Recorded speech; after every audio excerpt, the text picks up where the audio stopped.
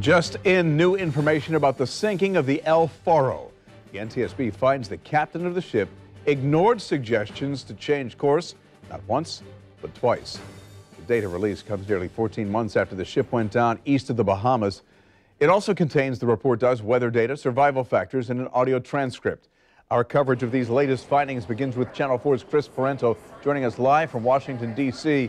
The NTSB made that official this morning, Chris. They did, Bruce, and there's a lot of frustration from family members of the crew, the family members that were up here and got done with a briefing and a question and answer session with investigators shortly after their press conference. They say that the captain should have turned around. Investigators not releasing any findings from their investigation, just the facts of the case. More than 1,100 hours of work went into these VDR recording transcripts. It is the longest transcript that the NTSB has ever released. 510 pages in total. And some of the highlights of that were that at 11 p.m. on September 30th, just 8 hours before the ship went down, the third mate called the captain, who was sleeping, and gave him new information about the position of Hurricane Joaquin.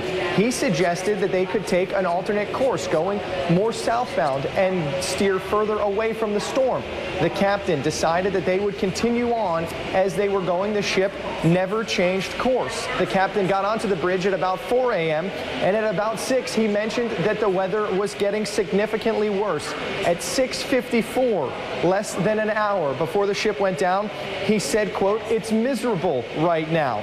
At 7:30, he said, "The bow is down, the bow is down." They had sounded the alarm for an abandoned ship about a minute before that. At 7:29, the captain saying shortly before that he wanted to make sure that everybody had their immersion suits. I asked investigators if there was any talk on the bridge of the ship that people had gotten those immersion suits on or that lifeboats had been deployed. He said that right now they don't know that, and there was none of that being talked about on the bridge of the ship. Multiple family members, as they were leaving their question and answer session with investigators, blamed Captain Michael Davidson directly. One woman saying that if she had been a crew member on that ship, she would have thrown the captain overboard herself so that the other crew members could steer the ship in a more safe direction. We will have much more from investigators and from family members tonight, starting at 5 o'clock.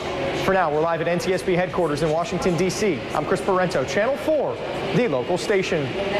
Thank you, Chris. Let's take a look back at the Faro's path and where the sunken ship was located after an extensive search. Nikki's got that. So, Bruce, Faro departed Jacksonville and was bound for Puerto Rico in the early morning of September 30th, 2015. Now, keep in mind, this was when Tropical Storm Joaquin was 700 miles to the east. So the next morning, it became a hurricane. The last reported location from the Faro came in at about 4 a.m. on October 1st. It was near the Crooked Island, right down here. So a day later, the ship was declared missing. The search started. During that search, a life ring from the Faro was found. That was about 120 miles from the Crooked Island. They also recovered debris and even a damaged lifeboat. Weeks later, the Navy sent an Apache to search underwater for the ship. Now, as of November 1st, the Navy did announce a submersible had returned images near the Bahamas identifying the wreck of the Faro, Bruce.